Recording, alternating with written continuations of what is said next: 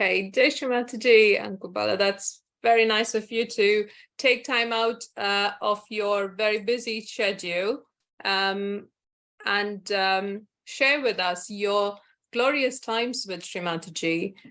Could you please tell us where it was first when you met Shri Mataji and how it was for you? You've been a seeker for a while, for a very long time before that previously, possibly. So could you please tell us all about it? Yes. So I consciously began seeking at about 14 years old. And I think many people think about what's the purpose of life and so on. And I have no idea how that happened. It actually had a very comfortable upbringing with loving parents and so on, which sadly is not often the case in America. And it was just some sort of strong desire. And as I got a little older, which is by about the next year, I was talking to my dad about it, and he was like, what? I wanted something called enlightenment. Parents were very concerned because they thought, you're supposed to be a student and go get a good career. So eventually they persuaded me. I actually wanted to find a guru, by the way. I'd read about such things in some of the books on my dad's shelf. I thought if I find a guru in India, I'll get enlightenment. So anyway, the agreement was I complete my studies and then I can go find a spiritual teacher. So I went on to university and so on, but I'll fast forward to how I found Mother. So in 1976, I was at university and I was doing my usual, which was meditating either in Charnwood Forest, which was the forest near the university, or just sitting under a tree or lying on a branch. And this particular evening, I was lying on a branch and I saw that the sun was setting, and I thought, well, I better head back to my flat. And I got down from the tree and I started walking, and all of a sudden, this tremendous rush occurred up my back and straight out of my head. Now, this was instant, but my memory is sort of slow, happening in slow motion. And I just went into this state of complete joy. I was laughing and bubbling like a little child and practically floated across the field towards the sunset. And this lasted for about a day, through the night and the next morning as well. And that was 1976. And at that time, I didn't know the date was special until I met Mother the following year. The date was the 5th of May, 1976. So the following year after I met Mother in 77, I found out that she had given me realization by remote control. I have to admit that I didn't think it was realization, because to me, self-realization meant you have this wonderful experience where you realize you are no longer the body, you're no longer the mind, you're no longer the emotions. But as you know, in Sahaj, when the Kundalini is raised, we call it realization, especially when it comes out through Sahasrara. So that was the term she used. So I met her in 77, obviously through her magical workings and my desire, by going to a friend's house who was living in London at the time. And he was also a seeker. And he told me about a magazine called Time Out. And he said to me, hey, Bala, there are lots of gurus in the back of the magazine, save you a trip to India, or some words to that effect. And I remember laughing and I said, oh, come on. I said, no real guru will advertise in the back of a magazine. I mean, it just sounds so absurd.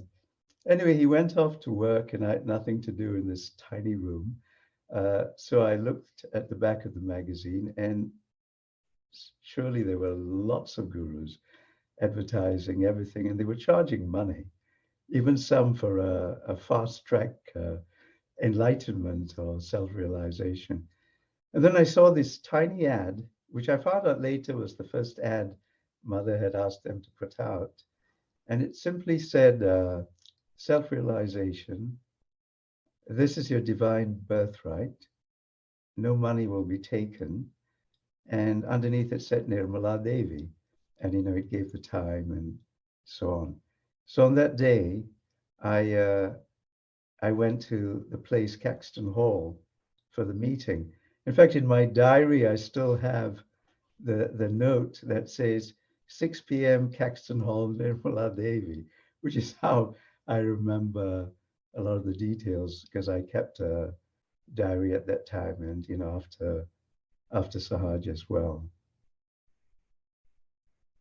So at Caxton Hall, Mother used to come wearing, mostly I've seen white saris with the hair open, a very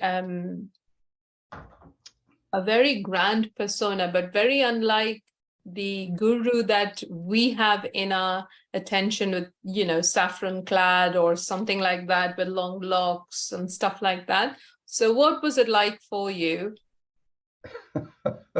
Yes, I was expecting enlightened soul, with glowing eyes or glittering eyes, long beard, male, of course, very quiet, hardly spoke a word unless he gave instructions, and who would hit me if I made a mistake, perhaps, or tell me off. And so I walked into this hall, and there was an Indian lady sitting on the stage in a white sari. And on either side of her was some very, I don't know how to put it politely, but they looked unwell to me. That's all I can say. But they also, in my opinion, were hippies, because I'd met a lot of hippies during my seeking years, and they were all quite nice people. And there was a chap talking at the microphone, standing up and speaking. He was older than the other people who were sitting on the stage, the young people on either side of the lady. So I sat near the door on the right-hand side of the stage, because firstly, it didn't match my image, that I had in my mind. And I thought, if it's not very good, I can slip out the door at any time. So I sat there, and within about 10 minutes, it was getting boring, because this chap who was speaking kept going on. And I think he was trying to introduce us to Mataji and talking about some of the stuff, which was all,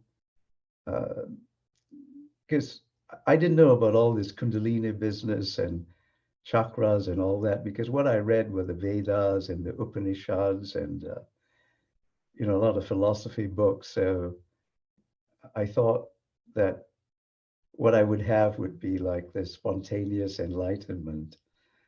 So the moment I thought of leaving, and it was a signal going to your legs, and I started to get up, and Mother suddenly spoke and stopped this guy, and she said, "Gavin, I'll speak now." And I remained seated. And she basically interrupted him in mid-sentence. So then Marci came up, and I was also surprised to see she was very small, compared to him, because he had to lower the microphone. And it's just all these things you remember, later. And then she started speaking, and that to me was great, because it was as though she was addressing everything I had thought about regarding my seeking, and was answering some of them. Again, this is all on a mental level, of course. And I thought, oh, this seems pretty good. And then at the end, she said something to the effect that you don't have to, practice for years or go to a guru or whatever. You can have it right now. And part of me was skeptical, but part was really excited, like, really, you can have it now. So she asked us to stay back. She said those who want it can stay back. So about 10 people left and about 20 stayed back. And she asked us to move to the left side of the hall. So I moved with the group and I sat in the back row. You know, I just didn't want to be where the action was, so to speak. So I sat in the back row, and then she came down and she brought a couple of the people who were on stage with her.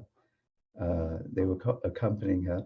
And you probably know in those days, she did all the working on people. The yogis, as I call them now, didn't do anything. They just hung around. And she was waving her hands at the first person on the front row. And then she looked up and looked at me, and I was sitting in the back row. There are probably about 4 or 5 rows. And she said, "He's got it, she's got it." And she turned to the person next to her and said, "He's got it, he's got it." And I thought, you know what? I haven't got anything. I mean, I'm just sitting here watching you.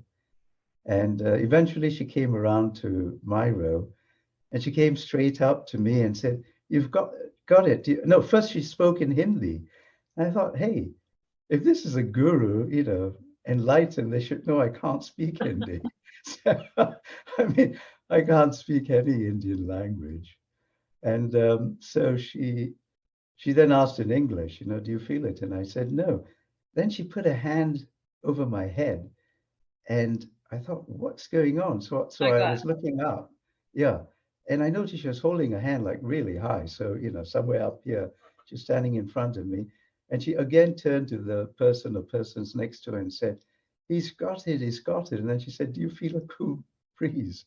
And of course, I felt nothing, no breeze, cool, warm, you know, nothing. And then the person on my right got all excited and started going, "I feel it, I feel it." And I thought, oh, you know, power of suggestion. Then the person on my left started going, and he was waving his hands like, "Whoa, I feel it."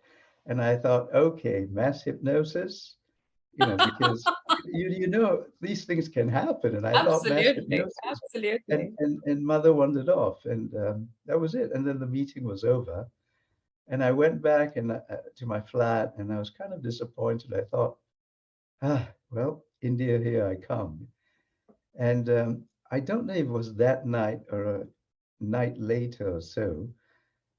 As I was lying in bed, I began to feel this pressure in my chest. And I thought, what in the world is this? So I thought I would go out for a walk.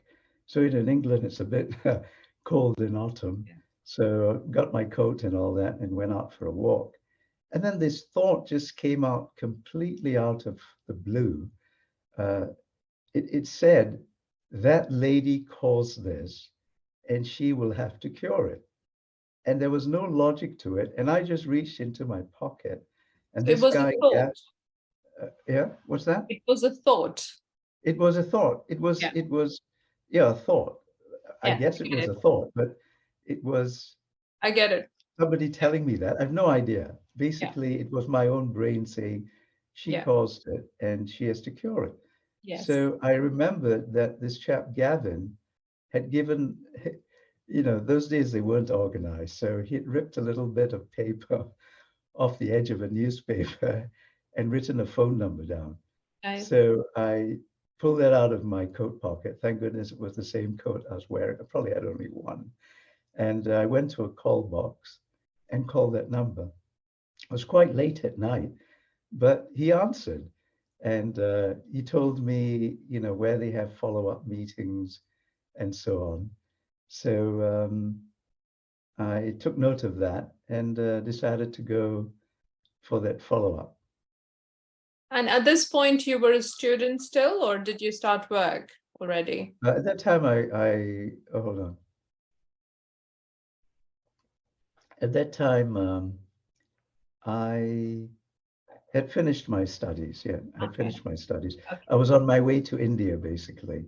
Okay, yes, you were with my looking for your degree. guru. Yeah. And so, Yeah, I'd mailed my degree to my parents. I said, right, "This is what yes, you you've forced done me your to get." job. Yeah, and that was it. You know, it was Yeah, goodbye. you've done what they wanted you to do, basically, fulfill their desire. Exactly.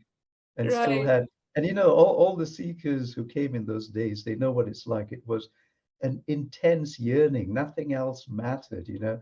They could have brought dancing girls and boxes of chocolate and, you know, given you billions of dollars, and this urge was just there to get enlightenment. Nothing, you know, nothing could get rid of that. Of course. So you went to the follow-up meeting. When did the penny drop for you that Srimataji, this seemingly, you know, smallish, Regular lady. ordinary housewife type Indian lady is actually the Adishakti? When did that happen, and what was it like? Well, I didn't even know she was a housewife. I thought she was, like, you know, one of these ladies, a lady guru, basically, from what A she lady spoke guru. about. Okay. Yeah. Yes. And Yes. I didn't know she was married or whatever. I thought Yeah, you gurus. couldn't have made out from her white Yeah, I sari couldn't as have. well. I just knew lady in white, said wonderful things that addressed my thoughts, but nothing, you know, nothing in the sense of a cool breeze, which I really had no Yes. need of or desire for, had occurred. So I went to the follow-up, which was in a place called Gower Street. And I went upstairs. It was a bit of a dingy room. And I heard people talking. So I walked in through an adjoining door. And Mashi was sitting there on a small sofa. And a few of the people who had been on stage with her were there in the room. And she greeted me. This is so weird. She greeted me like I was some long lost son. Like, oh, you have come. You know, I can't even try to describe it. And I was just drawn in, like, you know, I mean, hypnotized, I guess. I was just drawn in. And she said, come, come. And everyone was sitting on the floor. And she told one of the guys to bring a chair for me. And they put me on a chair right in front of her. So our knees were almost touching. Now, for someone who always sat in the back row, this was far too close. So here I am, you know, the lady's in front of me, and I'm on a chair, knees almost touching, and I'm totally bewildered, you know, just thrown off. Not my logical brain couldn't cope with it. And you know, I was brought up in most Asian societies. You're very polite to your elders. So I Absolutely. couldn't like say I'm leaving or run away. I just sat there quietly. And then she told this guy, and I'm laughing because yogis think it's normal.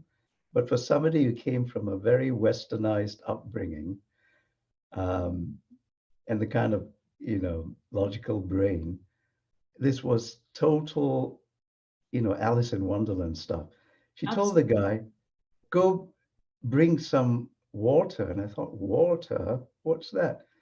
He comes back with a basin of water and she says, put more salt in it. And I'm going, what? Next thing I know, I have to take my socks off and plant my feet in this basin of salted water in front of a lady whom I only saw on stage, right? So then she starts waving her hands on me, you know, we caught around me and at me, and you call it working on people now. And I'm going, and then I couldn't think because it was just too much. All my circuits were fused. And then I saw her, but I could watch what was going on. She took a lemon. She said, bring a lemon. And she took a lemon and she broke off the part that's attached to the tree. And I'm watching and she sticks the lemon on my forehead. And by this time, you know, what was left of my brain was completely frizzled. And I'm just allowing her to do this. And I don't know what happened because I don't have any more memory. It's like all the thoughts were gone. Couldn't remember anything.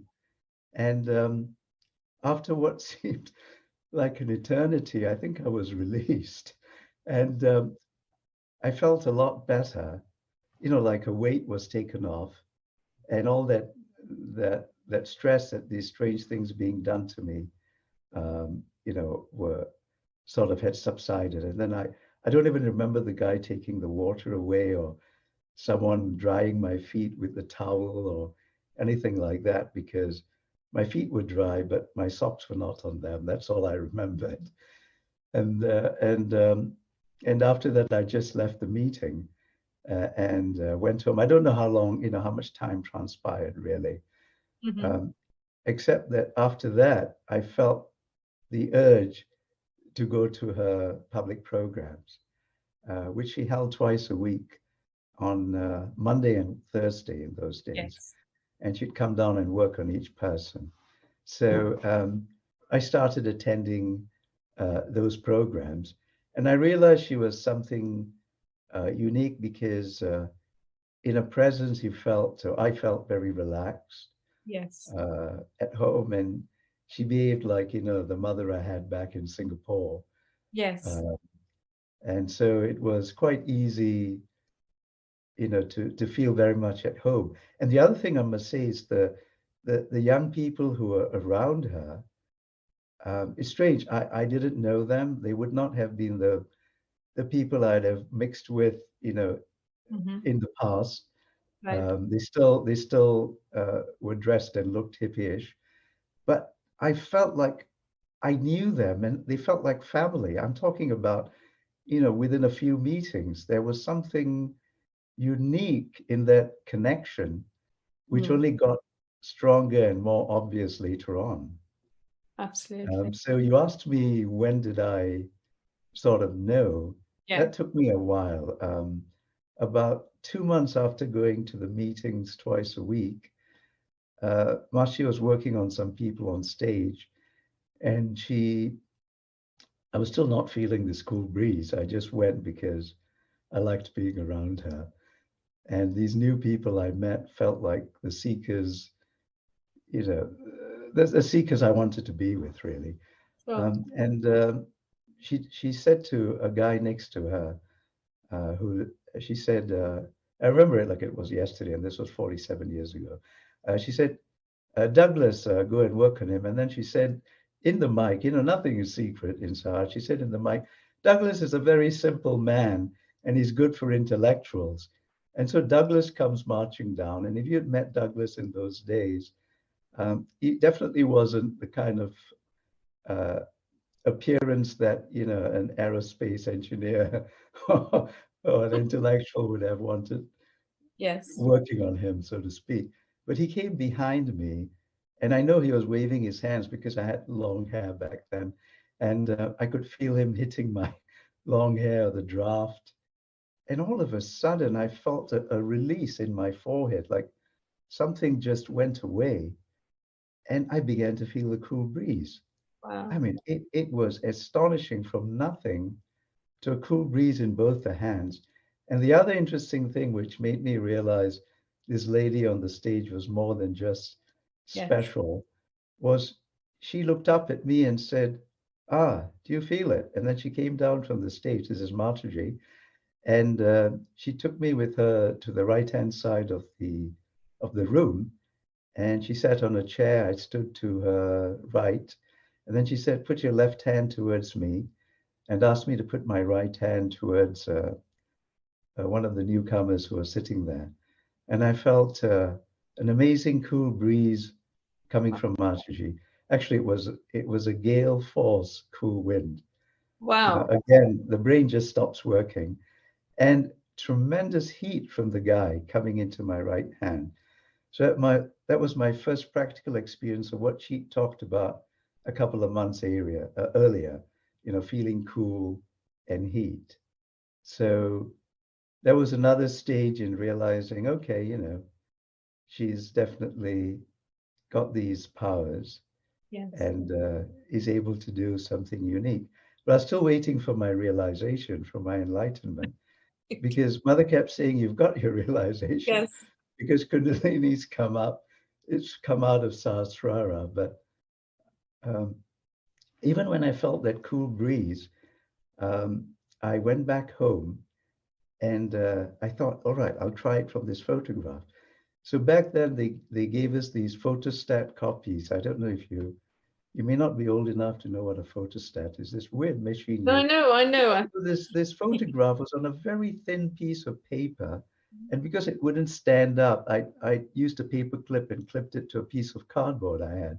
So I propped it against the wall of a lamp, and I put my hands, and I felt a cool breeze from the photograph.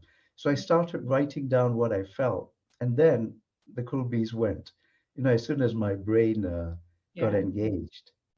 So that was a feeling Amazing. that I had, and I just continued, and I went for the follow-up meetings, which were held actually in Gavin's place, which was called Brown's Geological Institute. So we'd have the follow-ups upstairs. And I should tell you, with all today's technology and so on, I still have this vivid image of mother standing on a sofa and pointing at a chart and explaining what the chakras were to us in this Wow. little dark room. Yeah. Incredible. So everything we learned was directly from mother, not from, charts or notes or anybody else. Every little thing was from her. And now looking back in history, I truly, in a way, envy those that came before me because they had her for longer with fewer people. Because when Yes. I came, I think I was probably the ninth or 10th person whom I saw there. And I know that when mother was with us at one time, she said, my first 12. So there must have been about 12 of us there then. Wow. But there so many more came later on. Yes. So please tell us about when you realized Shrimataji for who she is. Okay, so it was just a little under 6 months after I met her. I was attending all these meetings, including special follow-ups mother would do at Caxton Hall as well, not just at the private house, where the yogis were invited. And to all these meetings, when mother came on stage, all the yogis would do namaste to her and, bow their heads. And mother would come sit down and do the same thing. And I never did that, I'm sorry to say. I would just be watching mother very closely to see what was going on. And on this particular day, the same thing happened. Everybody closed their eyes. Mother closed her eyes, and then I was watching her closed eyes, and then she opened her eyes and looked straight at me. And I was sitting near the front this time, probably in the second row, and she looked straight at me. It's almost like she looked into my eyes, although we were some distance apart. And I was actually drawn into those eyes. And the experience was that I entered those eyes and initially whizzed back in time. And there were galaxies floating past me, and we were going closer and closer to the beginning. And I can tell you one thing that happened recently, which proved to me that this was not an illusion. When I was in London a few years ago, and the new Webb telescope images, no, actually, it might have been even last year, this brand new telescope images were brought out. I think And you they were in showed London one of the, last year. Yeah. yeah, they showed one of these images of the galaxy. Yeah. And I had this enormous emotional, I don't know what, my whole being shook with recognition of having passed through that galaxy. And I remember when I came out of that amazing state later that evening, I told my wife and a few yogi friends, it was just astonishing. Anyway, so took science 40 something, 46 years to find it. And, mother took me through it Wow. back in early 1978. And when I got to saying God just sounds so trivial. It was such a multi-dimensional experience, and forget your five senses. There were so many other so-called senses that are impossible to describe. And right at the beginning, you go through that, and before the beginning, there is nothing, absolutely nothing. And the great poet Kabir has written about this. I'll forward you that poem. Yes, It is please. a marvelous read, especially after a good meditation.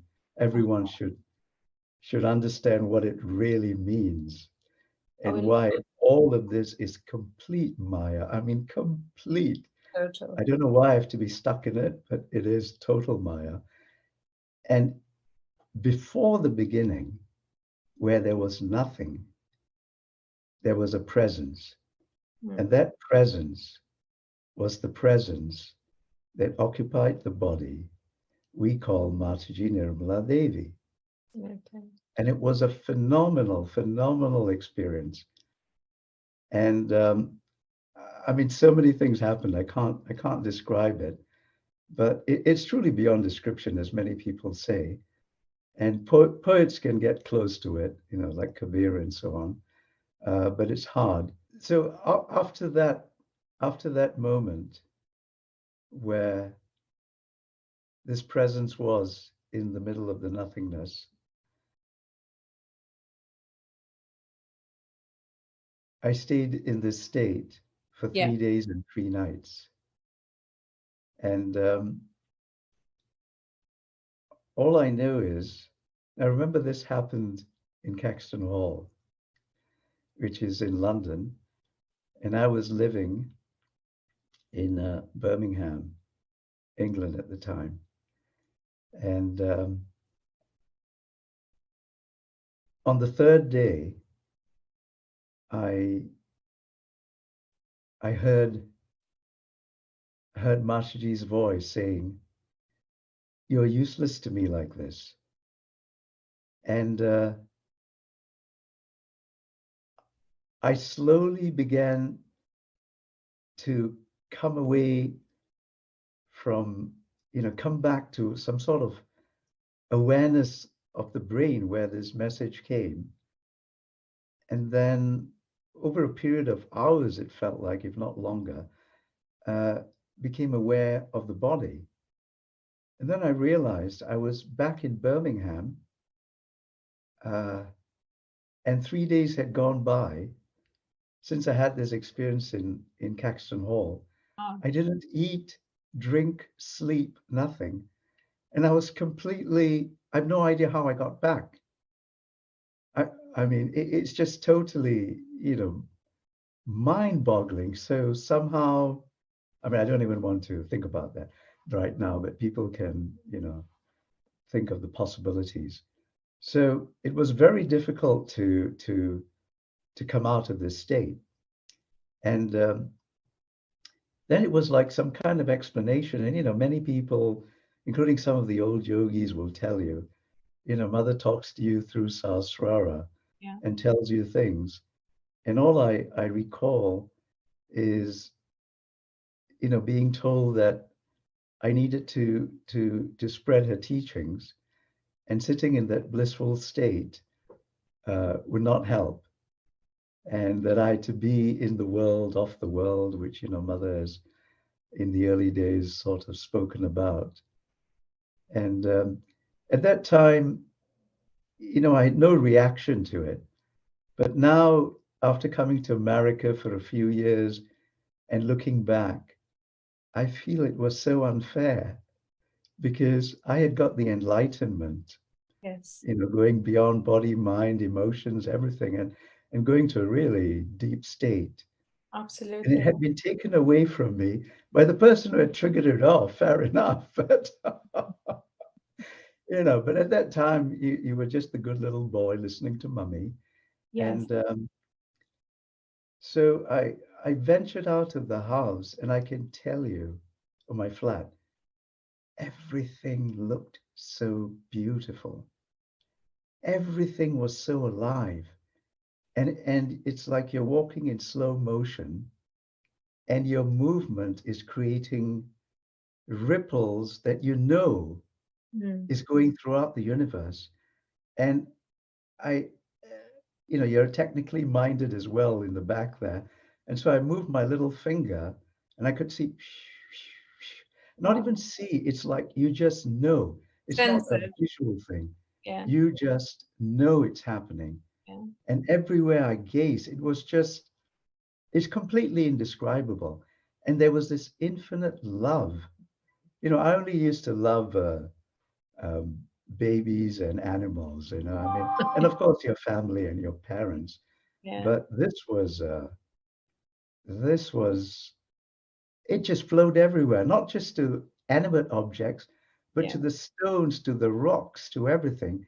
Yeah. And the joy, it's like I Yeah. couldn't contain it. It was going to rip apart my body, Really. like this Wow. intense joy It's just like bursting everywhere. all And it's like encompassing. you are the sphere just radiating this continuous thing.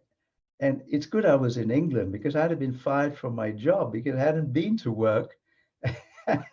And I didn't have a telephone at home, by the way. In those days, you needed a phone. Yes. And I'm Yes. talking about the 1970s, where not all of us had a phone at home. So all in all, it was amazing. So eventually, I knew I had to go back to work, but my desire was to go see Mother um, at one of her follow-up meetings in London.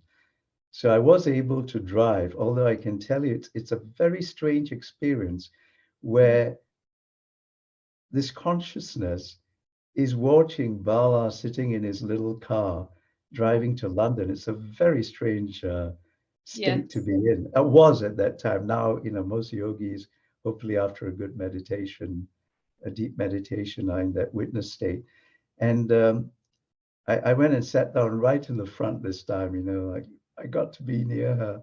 Wow. And Mother came on stage, and as she walked up, she saw me. In fact, I still remember she came in from the left side of the stage as I'm facing the stage. It was the left. And she started walking up, and then she turned and looked at me and she said, Bala had a very special experience. And she gave this super sweet smile at me and went and sat down and did the program. And then after the program, we all walk up to the car, and she wound down her window and called me towards her, and she said, come to my house. And I have to say, after that, I was staying at a house from Friday night after work till Saturday night when I had to go back to Birmingham Wow. every weekend. And Lucky. everything I was taught, everything she Yeah. explained was in a house during those amazing times. The question I said to Mother was, I would like to follow you around. And, work to me was absolutely irrelevant. Everything else was irrelevant. And she refused, very sweetly, of course. She said, no, no, you have to work. You have to look like an ordinary person. I mean, I look like an ordinary person, but it was very difficult. She basically told me, go back to your job during the week. And I would go back to the job, and I would have this, my co-workers told me I would have this silly smile on my face all the time. Silly. It was a complete illusion. And like I said, I was watching Bala wandering around and I couldn't get involved in anything. And I was supposed to be a quality engineer in an electronics manufacturing facility. It was Lucas Electronics up north in a place called Four Oaks in Birmingham. Uh-huh. And my job was to make sure that if anything went wrong, we looked at which process it was, whether it was where the wafers came in or in the diffusion process or, things of that nature. And I still remember my boss came in and said, the line is down, everything stopped. And obviously I was smiling. And he said, it's not a laughing, I wasn't laughing, I was just smiling. He says, not a laughing matter, this is serious. And I said, it's okay, I'll go and sort it out. I just vaguely, remember saying that. And somehow in those days, things would get sorted out. I mean, you're doing things, but I can tell you that after coming to America, it's been very difficult. So I know what yogis go through when you have a job. it somehow seems easier in England, especially after that experience and being constantly recharged by Mother, by Sri Masterji. But in America, it's got much more difficult. What was your first puja experience with Sri Mataji, and where was it? Okay, so the first puja was in London. I don't remember the exact location. It might have been in the house where we have follow-ups.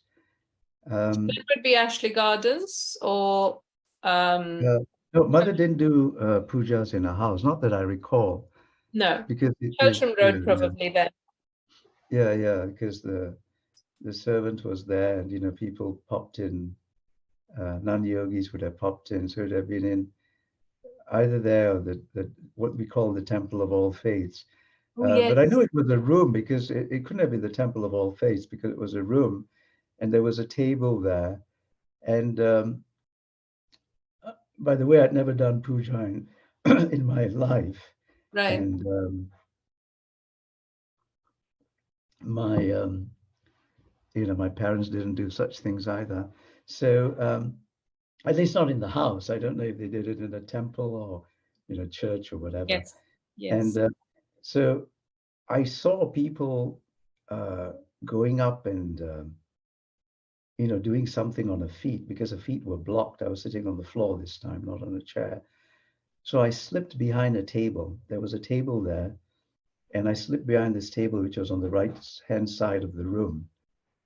And I remember it clearly because it was a very traumatic experience for me.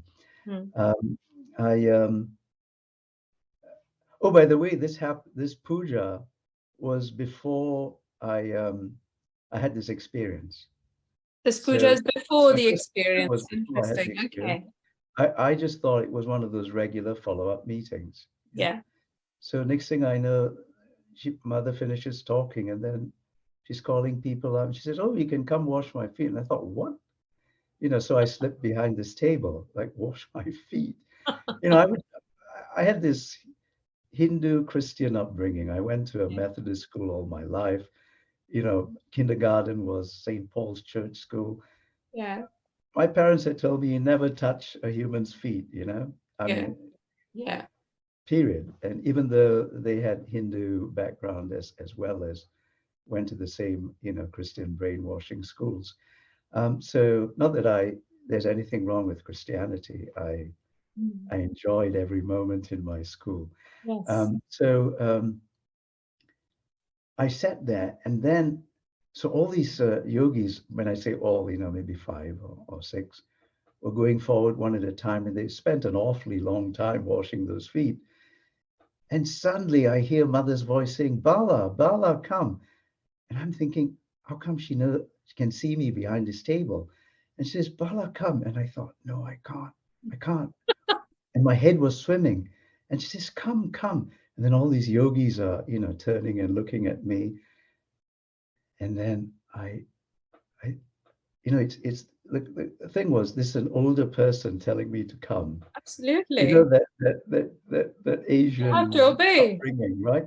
It's like you have to obey. You can't look rude, basically. Yes. And very nice feelings in front of her. So I'm dragging myself very slowly forward, not even standing, shuffling on the ground. And in my brain, I'm thinking, all right, 4 or 5 people have washed the feet. They're definitely clean now. So I don't mind touching them, on a hygienic basis. And so I go up there, and someone is pouring water, and I have to, wash the feet. And I remember thinking, wow, these feet are tiny, and then I'm rubbing them, and they're quite cool. And then she says, "Rub here, rub there." And after that, I'm allowed to go back, and someone, I guess, starts drying Mashi's feet. And I go back behind the table, and then I feel completely relaxed. But my brain is thinking, is that because the ordeal is over? Because the ordeal is over, I'm relaxed. I'm feeling great now because that anxiety she's going to call me is over. But I did feel better when I went home, later on. So I guess that was the first puja. And, although it wasn't, and just to let you know, there weren't all these mantras being chanted and whatnot. But I can tell you about the early pujas after my realization.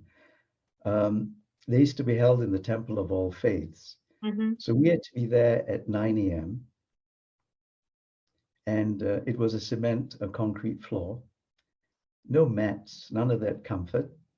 We sat there, and Mother told us, when you come for a puja, you sit in your position. And only if you come up to wash the feet do you leave that position. Sometimes those pujas would go on till 5. I don't mean the puja went on. We sat in meditation afterwards for a long time. Yeah. So in those days, Mother used to ask me, and I don't know if the old yogis remember this. By the way, I never told any of the old yogis about that tremendous experience I had. It Right. seems so personal and private. Yes. And I only spoke to Mother about it. And, she basically said, you got your enlightenment. That's But it. Yes. because enlightenment is that state where the world, is the Maya. You've gone beyond that Maya. Yeah. And you see reality for what it is, which is, again, read Kabir, nothingness. And Yes. all this is a projection of the great illusionist whom we call Mahamaya. Yeah. And it is just as painful. And if anyone wants to get an inkling of it, watch The Matrix, the first one, Oh, yes. and see what it is. This is just simply Yeah. an infinitely sized equivalent computer Yeah. giving us this total fake, but at times very painful experience on this Yeah. planet. And it brings happiness and so on, which are Yeah. nothing compared to spiritual joy. So at this puja, there'd be two of us, one of the first yogis and myself, who would do the decorating and so on. So I used to put Mother's earrings on, or a necklace, and comb her hair, and put kumkum Wow. on her feet on occasions. And then later on, some of the ladies will also come and do that. So we were very close. And when you talk about sitting in front of Mother, knee to knee on a chair, later on, I used to stay in a house, stay in a room, and I mean, it was a very, very close relationship. Yes. I mean, That we can only dream of such close proximity. It's so good to hear of and, it. and it's a connection that I've learned in subsequent years is only safe if you're in that state. Yes. If you are not in that state, you make mistakes, and then the consequences are quite serious. So if you're not in that state, it's best to stay at a distance. And many yogis have learned this. Yeah. And, a lot of it is us practicing daily. And it depends on one's intensity. And those of us who came in the early days, like I said, we only wanted that. And we would do anything, give up friends, family, Yes. everything Yes. for that. That is And the those who have come later, I have seen over the 4.5+ decades, they have difficulty doing that. And, I fully understand that. And then they will ask me, why haven't we had these, great experiences that you and some of the early yogis have? And I don't know how to say it politely. I just say, you have to have that desire as the one all-consuming, Yeah. and nothing else matters. And it gets difficult, I know. I mean, I used to think, why don't these people jump into it? And Mother made sure I understood why by firstly getting me married. So there's another person, although a yogi, a good yogini. And then when you have children, Yes. you realize all these ties. I remember telling mother, I don't want to get married because yogis do not get married. And she'd say, stop being an ascetic. Stop being an ascetic. You're a sahadjayogi. Yes. And it really was a maya within a maya, because when you get Yeah. married and you have kids, you have all these very strong ties which Absolutely. do get in the way. So I, after 47 years, can tell yogis who feel discouraged, don't be, because it's extremely difficult to lead a life with, a family that Masterji has put you in, and children Yeah. she has caused to be born to you.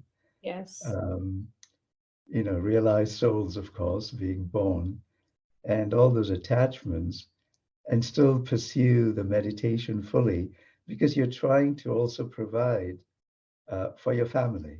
So you Yeah. can't just say, I'm giving up this job which has got bad vibrations. And you just have the family starving on the streets while I go into a meditative bliss, It's because not she's given possible. us You can't meditate. she's given us some material responsibilities. Sure. And I think Shrimatji wanted Sahajyogis, or wants Sahajyogis to be,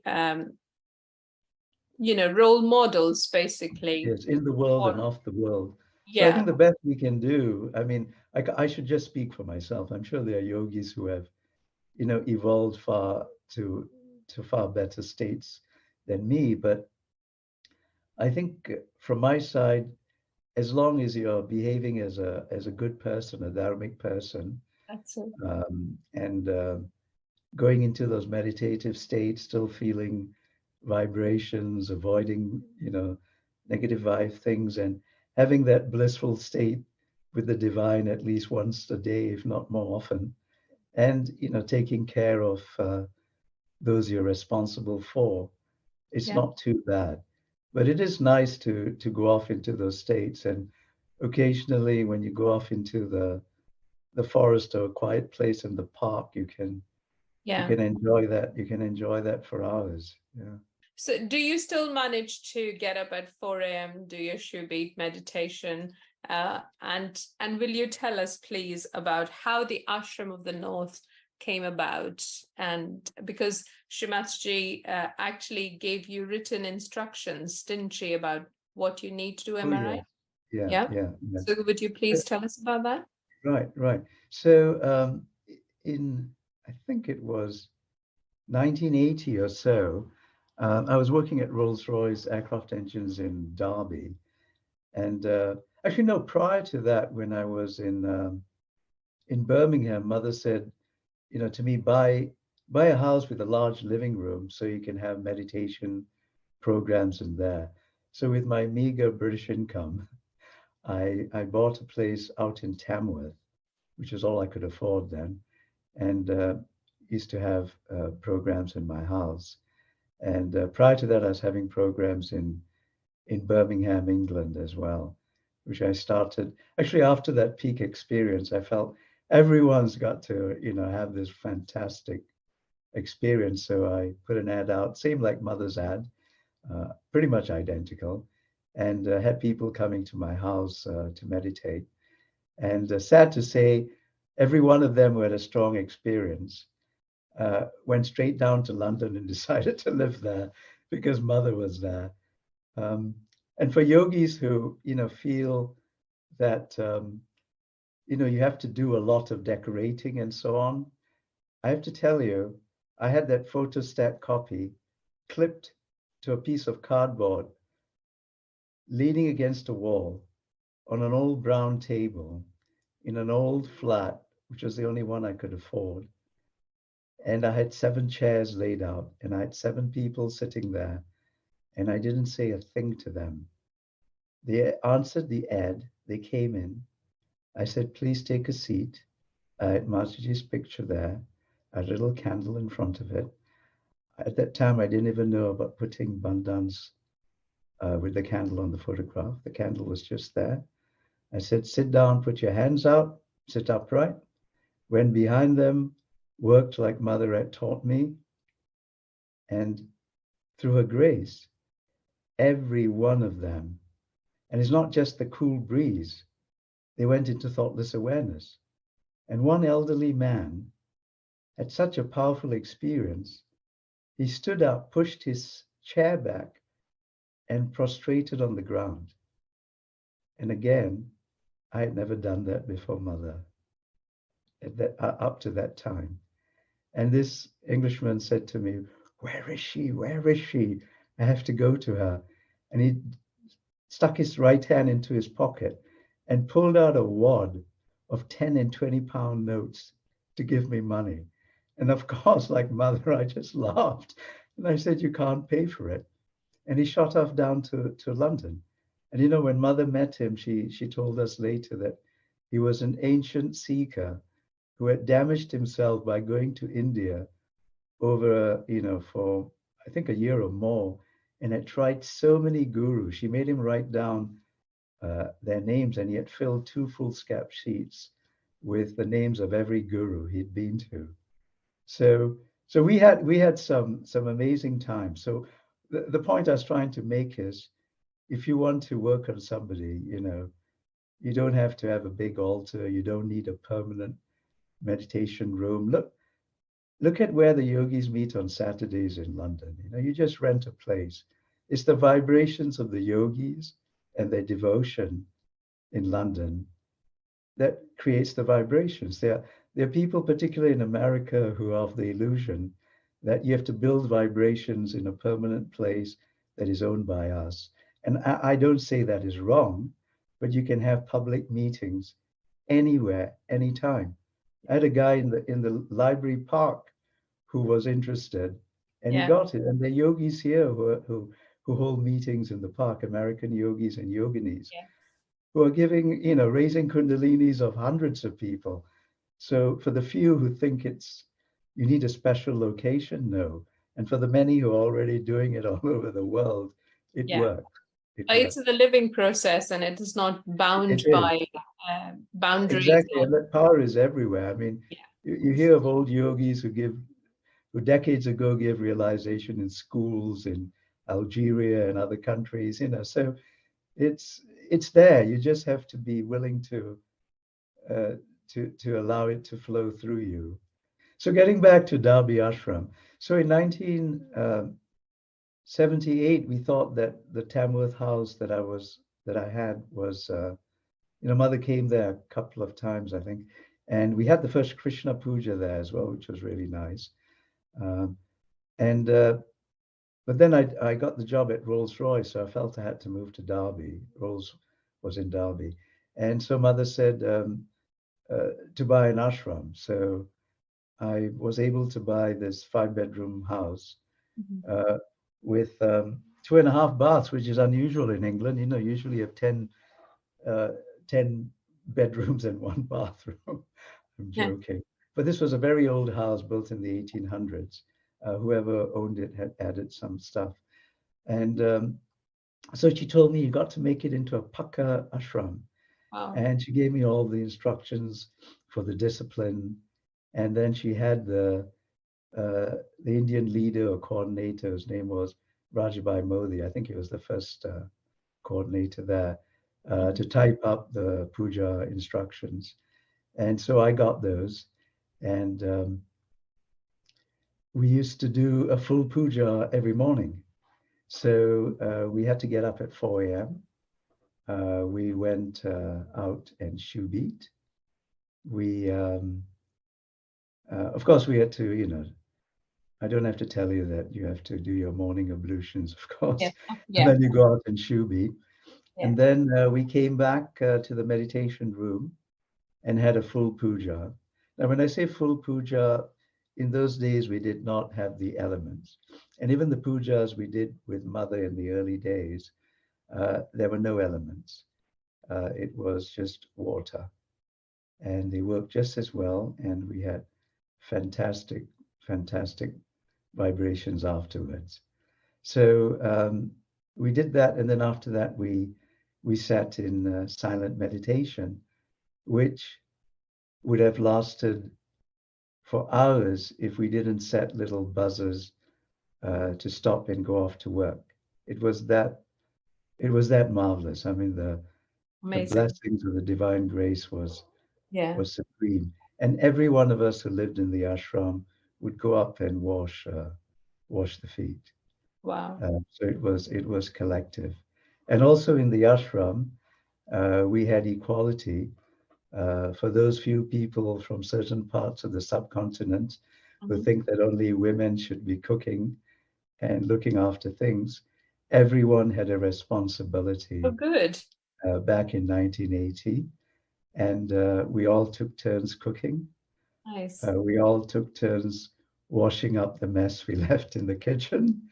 Yeah. Um, so we did, we shared. It was marvelous, and it was really like a family. And I don't know how to describe it, but everyone who lived there was in this state of what we call doubtless awareness. Yeah. It's just a marvelous state to be in. And I might have mentioned it before, but I mean, we were all young. We were in our 20s. Obviously. There was a guy younger than I was called Sean, who came back after his first day at work. He worked in a different kind of job. And he said that he watched himself. He said, I could see Sean walking inside and going about his job. And that's how all of us were. Yeah. You would watch this Bala wandering around. And now that's not the case. I mean, when I went to work in research and design here, I wasn't watching Bala after a few years in America. Bala was Bala, thinking hard about how do I Yeah. stop the plane from falling out of the sky when Wow. someone's flying in it. But at that time, of course, it was just a completely different state. Now, I cannot categorically state that you do not have to use your conscious Yeah. designing brain to make sure when you design an aircraft or an aircraft engine that it's going to work correctly. I really cannot say whether that can be done in a state of doubtless awareness. So please, if any of you are doing important work of that nature, continue doing it safely. That's just a safety message. It'll work For, out even better, one would uh, realize probably. Tell us about your most profound miracle experience, please. I mean, the experience you said about the universe, the galaxies, amazing, amazing. But on a tangible human level, on what a was human level, miracles. Okay. Um, uh, I can't call them miracles because I know who occupied or what occupied Sri Mashti's body. So we'll talk about Sri Mashti like the Yes, body is part of that entity. yes.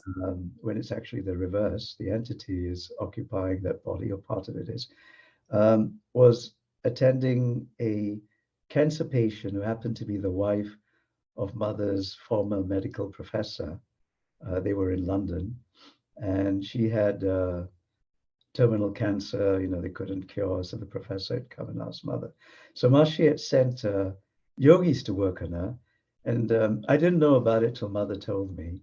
And it was during one of those periods when I was staying in mother's house, and she said, "Oh, I'm going to see this lady. Come with me." So I went with mother, and as yogis know, mother asks you to work on a lady, which is a joke. And so she worked on this woman as well, of course, throughout. And we found out later from the husband that she had a spontaneous remission. So she got cured. And Wow. Mashi had told her that you have to practice Sahaja Yoga, you have to meditate to keep the cure, to maintain the cure. Yeah. I don't know, what happened after that. So like that, they were cures. There was another lady who was on a deathbed in the hospital, and mother asked someone to. No, actually, her family was pleading with mother to come cure her, and mother said, "Oh, to one of the yogis to just give one of those. They had these really tiny black and white photos to just put it under a pillow, and lo and behold, she was cured, back to normal." So those were some of the things. One of the things that occurred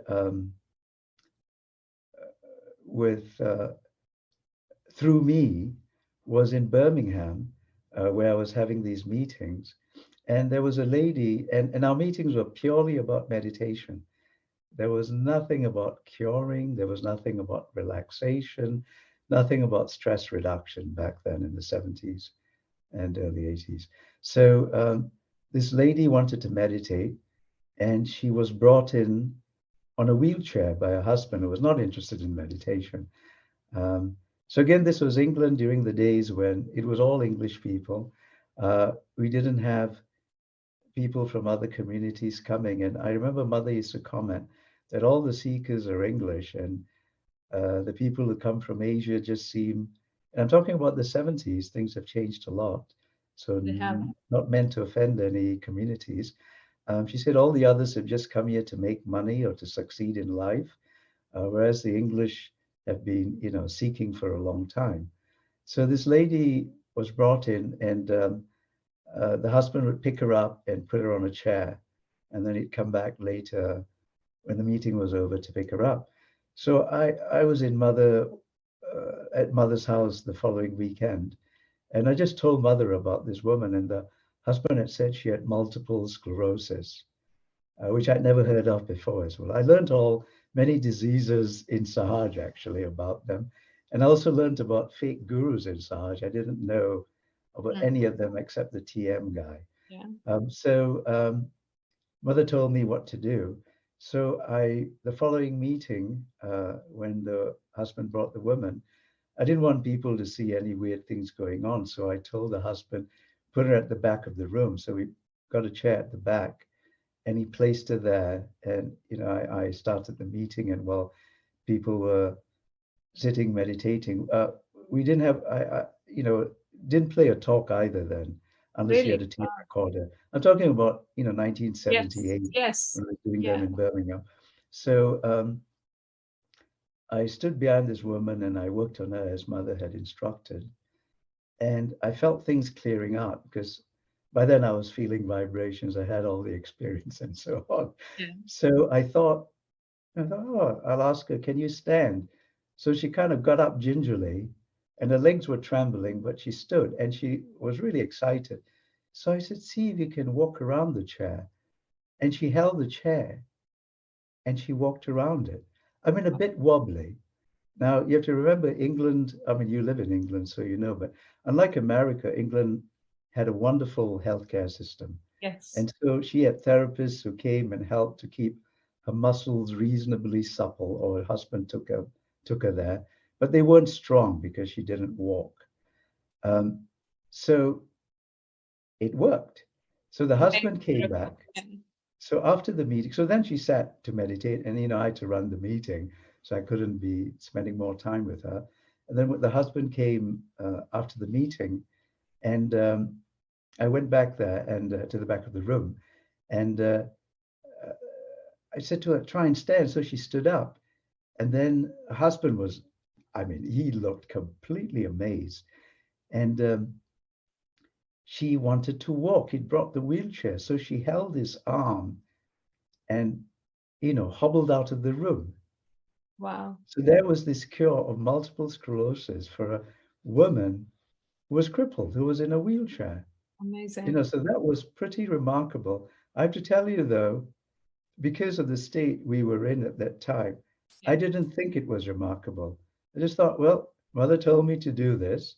I did it and it worked. Wow. I mean, Jai because, Mataji again and again for me, yeah, so actually. Yeah. I mean, when after that recognition or that experience that lasted several days, I knew this energy, Yes. and I don't even believe, I mean, yogis will probably tell me off. I don't believe all of the energy was occupying the body. I think only a fraction of it. The rest of it was maneuvering the entire universe. And that fraction to us was like infinity. And it could handle everything and anything Yes. if it so desired. Yes. And there, Yeah. Yeah. The beauty of it. And there's the issue the because enormity. yeah, you see, Norm, normal illnesses that don't go cured. And here's something phenomenal Yeah. by some yogi hanging around in Birmingham, waving his hands as Yeah. instructed. And the lady starts walking. Wow. And, Really? we've had cancer cures as well. Yes. We've, where they say, oh, so and so had We had a have, stroke. you might probably know her, Kay, Kay in our collective, and Mother Shrimataji cured her cancer as well. Oh, wow. Kay Right. So O'Connell you have from firsthand Brighton. Yeah, someone yeah, whom it yeah. happened to. Yes. Yeah. So, It's just so amazing. the thing is that she, the entity Masterji, Yeah. she, our spiritual teacher and guru, uh, she knows everything, and yet at times you see that the human aspect doesn't see certain, or doesn't appear to see certain things that are occurring there that the rest of us see and wonder Yeah. why it's not addressed. Yeah. And some of the things that are spiritual in nature, I'll tell you. One time we were a small group. We were doing a tour. This was a time Mother just called me and said, "Come down." So this was when I was given permission to leave the job and just dash down to the south. She said, "We're Right. going to do a tour of the south of England." Right. So I went down, and I forget. I think we were somewhere near Hatfield, and we were in a room with Mother. She was sitting on the bed, and she was talking to the leader, and a few of the yogis were sitting next to him. And I was behind Mother, leaning against a wall, just taking vibrations because I wasn't involved in the conversation. I didn't want to sit in front. So I sat behind her, and she was sitting on the bed, her back to me, talking to the leader, and the other yogis were in front. And suddenly I went into that state that I had during that peak experience, where it's hard to describe. And then I slowly opened my eyes, and I saw Marshji on the bed turn around and go like this towards me. She did namaste to me. Wow. Fully 180 degrees. She turned around. And at that moment, she knew that I knew what was Yeah. within that body. And Absolutely. it was only Gavin, who was talking to her later, who said, "Why did Sri Mataji turn around?" And nobody else commented, funnily. But he asked me later, and he had a bit of an issue with it. He'd keep calling me teacher's pet, And I would say, "Gavin, That's really, speaking always." English, He would yeah. go on, "How's teacher's pet?" I'd say, "I'm not." I said, she really talks highly of you," which she did. She'd always say, "Oh, he's here for this." And all the old yogis were, Yes. wonderful, wonderful, wonderful Absolutely. people. Very special people. Yeah. One must say it's a privilege talking to you and to the yogis who've spent so much time with Shrimataji. It seems it's palpably like you guys are from a different bottle, if one can put it that way. Yeah. It is just amazing and very beautiful.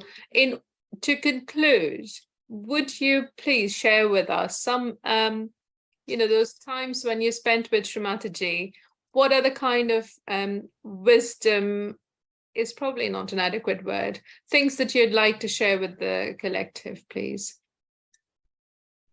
Okay, the first thing I would say is, and I'm only saying this because Mother asked me in the early 80s, teach them how to meditate. And another comment she made often was, she said, they really don't have Shraddha.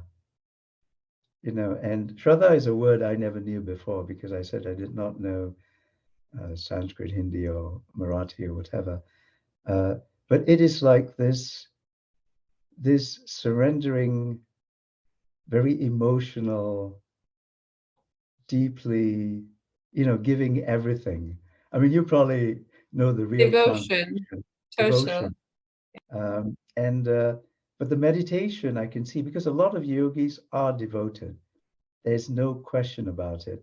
I see that. You know, I have to throw in a little bit here. You hear about, you know, division in groups and so on, but I see the so-called two groups as just two centers, two Sahaja Yoga centers, approaching it in different ways. And each center is looked after or coordinated by people who are devoted to Sri Mataji. I don't see any reduced devotion in any of them, whether it's the meeting place I go to or not. You know, they're all Yes. devoted. So the thing she talked about the meditation, and the meditation is beyond what I can't think of a better term to use than rituals, and it's not meant to be um, you know, derogatory, because rituals have their place. But if you want to go into meditation, you can't be doing things. So things like working on your chakras, clearing out, and so on, they prepare you to enter meditation. And I think there are definitely, there must be talks in which Mother says, in the morning meditation, you don't do those things. You can, of course, put on bandhans if you're in a dangerous neighborhood, even if that may be a room in your house. And you can raise your kundalini because that feels good, probably. Um, and then you just want to focus. If you have to focus on something, on Sahasrara, or if you have thoughts, you look at Mother's Agya chakra, or you look at the middle of her right hand. That's if you have to. But try and make the mornings where you go into that silence. And the other thing that many yogis have forgotten, and I'm talking about the newer ones, is that a puja is a place not where we want to demonstrate our singing and musical capabilities, but where we want to go deeper, where we want to be propelled into that marvelous state of meditation where you feel the joy of the spirit bubbling through. And even though you're trying to look serious on camera, it just makes you want to smile. And you have to be prepared for that. So after the puja, please remain silent. As the old yogis might testify, in the old days, Mother said after a puja, and we sat silently for hours. I was talking about the pujas sitting on the cement. We would sit quietly for hours in meditation till Mother told us she had to leave. So after the puja, don't feel you have to strum your guitar or your mandolin or whatever. Don't feel you have to sing and show how devoted you are. The devotion is within. Listen to the talks where Mother says, when you are in meditation, you are one with me. And the time when she says, when you're in the silence, you are with me. Remember that. Remember that. Allow yourself an hour of silence afterwards. Please. It's fun to chit-chat, but we have chit-chatted for lifetimes with friends and family. If we can all rise, and we all have to rise together, because there have been times, and it might be recorded, where Mother said, Sahaja Yoga is like a plate, and she demonstrated. And when I raise the plate, I have to raise everyone with me, unless some roll and fall off the plate. So it's like an elastic band.